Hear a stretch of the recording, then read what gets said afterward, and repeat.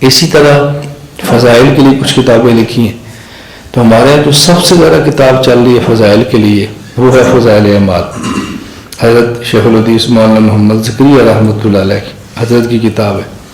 اب اس میں فضائل نماز ہے، فضائل رمضان ہے، فضائل ذکر ہے، فضائل قرآن ہے، پھر فضائل حج الگ ہے مستقل، فضائل صدقات مستقل کتاب ہے۔ یہ فضائل پر کتابیں لکھ دی۔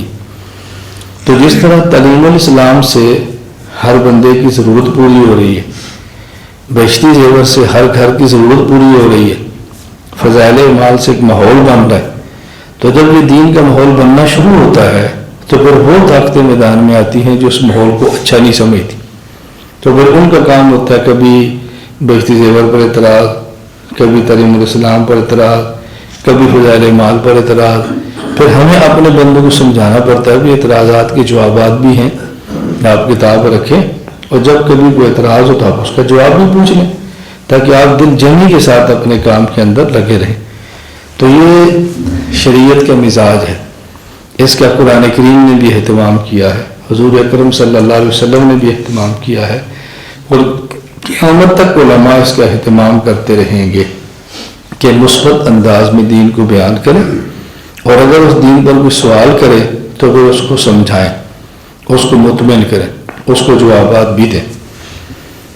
تو ہمارے ہاں جہاں اور بہت ساری کوتاہیاں ہیں، ایک یہ کوتاہی ایک عام سی چل پڑی ہے کہ اگر کوئی عالم مثبت سی بات کرے تو لوگ کہتے ہیں بہت اچھا ہے، اور اگر کوئی عالم کسی سوال کا جواب دے دے تو لوگ کہتے ہیں اس کی کیا ضرورت ہے، اور جب وہی سوال کو ہمارے اوپر آتا ہے تو پھر ہم کہتے ہیں یار واقعتاً ضرورت تو ہے، یہ سوال کے جواب تو آنے چاہیے تھے، اس کا تو بہت فائدہ ہوتا ہے۔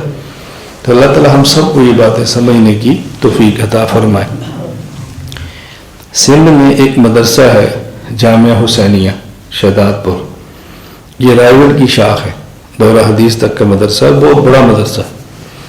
میں وہاں مدرسے میں گیا تو دفتر میں بیٹھے تھے شیخ الحدیث مولانا سلیم صاحب دامت برکاتہ، انہوں نے کہا ہمارے پاس تبلیغ کی وجہ سے کچھ لوگ حبشہ سے آئے ہیں، افریقہ سے آئے، تبلیغ کی وجہ سے ہیں، اب ہم سے تھوڑا تھوڑا کٹنا شروع ہو گیا۔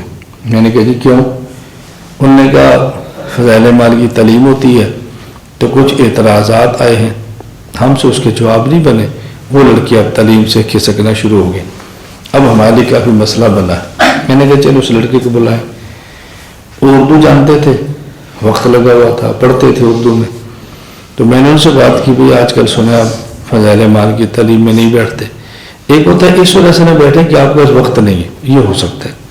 اب یہ دیکھو حضرت نے بیان کا اعلان کیا، کتنے لوگ ہیں جو نہیں بیٹھے، وہ اس وجہ سے تو نہیں بیٹھے کہ ہمارے مخالف ہیں، اس وجہ سے نہیں بیٹھے کہ ان کو کام تھے چلے گئے۔ تو ایک ہوتا ہے نہ بیٹھنا عذر کی وجہ سے، ایک ہوتا ہے نہ بیٹھنا مخالفت کی وجہ سے، یہ دونوں میں بہت فرق ہوتا ہے۔ تو میں نے کہا، اس نے کہا بس مجھے کچھ فضائل اعمال پر اعتراضات تھے، سوالات تھے، میں بہت پوچھتا ہوں تو جواب نہیں دیتے، تو میں نے چھوڑ دیا۔ میں نے کہا اگر میں آپ سے یہ کہوں یا کوئی بندہ آپ سے کہے کہ ہمیں قرآن پر اعتراض ہے اور اس اعتراض کا جواب آپ کو نہ ملے تو آپ قرآن چھوڑ دیں گے؟ مجھے اس نے کہا کوئی ایسا اعتراض بھی ہے جو قرآن پر اس کا جواب نہ ہو؟ میں نے کہا اگر ہو تو پھر نہیں، ایسا بھی ہے؟ میں نے کہا اگر ہو تو پھر؟ کہتے جی مثلا، میں نے کہا مثلا سورۃ فاتحہ قرآن ہے؟ مجھے کہتے جی ہاں۔ میں نے کہا سورۃ فاتحہ میں ایاک نعبد یہ اللہ کا کلام ہے؟ جی اللہ کا کلام ہے۔ میں نے کہا ایاک نعبد کا ترجمہ کرو۔ کہتے ہم تیری ہی عبادت کرتے ہیں۔ میں نے کہا یہ آپ کہہ رہے ہیں یا اللہ کہہ رہے ہیں؟ جی اللہ کہہ رہے ہیں۔ میں نے کہا اللہ کس کی عبادت کرتا ہے؟ کہتے کسی کی نہیں۔ میں نے کہا پھر تو جھوٹ ہوا، اللہ کا کلام جھوٹا کیسے ہو سکتے؟ سوال سمجھ آ گیا؟ ایاک نعبد کا ترجمہ کیا ہے آپ بتاؤ؟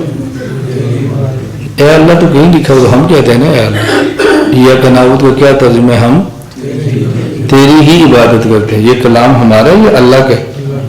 اللہ کسی کی عبادت کرتے ہیں تو پھر اللہ کا کلام کیسے ہوا؟ اگر اللہ کسی کی عبادت کرتے ہیں تو اللہ کیسے ہوئے؟ اور اگر عبادت نہیں کرتے تو اللہ کا کلام کیسے ہوا؟ میں نے کہا بیٹا جواب دو۔ وہ پھنس گیا۔ میں نے کہا آگے چلو، ایاک نستعین۔ میں نے کہا کیا ترجمہ ہے؟ کہتے ہیں ہم تجھ ہی سے مدد مانگتے ہیں۔ میں نے کہا اللہ کا کلام ہے یا آپ کا ہے؟ کہا جی اللہ کا ہے. میں نے کہا اللہ کسی سے مدد مانگتے ہیں؟ کہتے ہیں نہیں. تو میں نے کہا اللہ کا کلام کیسے ہوا؟ مدد مانگتے ہیں تو اللہ کیسے ہوا؟ میں نے کہا چلو آگے چلتے ہیں. اہدنا الصراط المستقیم، کیا ترجمہ ہے اس کا؟ ہمیں یہ کون کہہ رہا ہے؟ اللہ کہہ رہا ہے. اللہ کو اسی راستہ چاہیے. تو میں نے کہا پھر اللہ کا کلام کیسے ہوا؟ وہ پریشان ہو گئے. میں نے کہا دیکھو جب سوالات سورۃ الفاتحہ پڑھو تو ہم سے وہ جواب نہیں بنتے تو فضائل اعمال تو بہت بات کی بات ہے. میں نے کہا اب آپ سورۃ الفاتحہ کو چھوڑ دیں گے؟ مجھے کہتے جی نہیں. میں نے کہا جب جواب نہیں آتا تو آپ کیوں نہیں چھوڑتے؟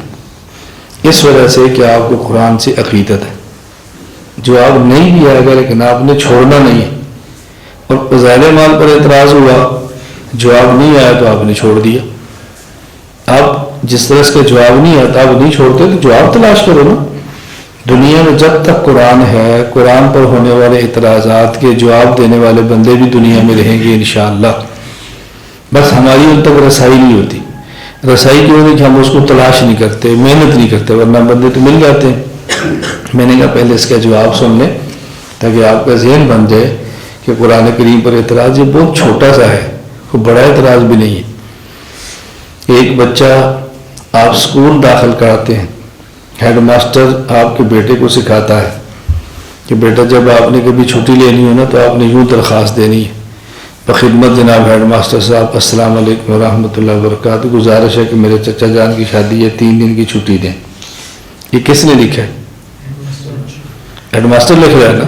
تو ہیڈ ماسٹر کے چچا کی شادی ہے، لکھ تو ہیڈ ماسٹر ہے تو چچا کی شادی تو ہے نہیں.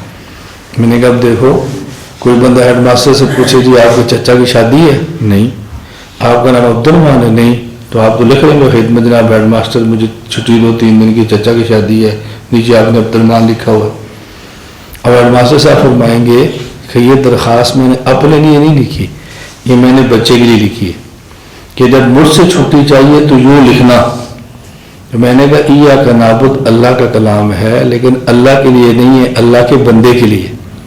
اللہ فرماتے جب میری عبادت کرو نا تو پھر ایاک نعبد کہنا، مجھ سے مدد مانگو تو ایاک نستعین کہنا، ہدایت چاہیے تو اہدنا الصراط المستقیم کہنا.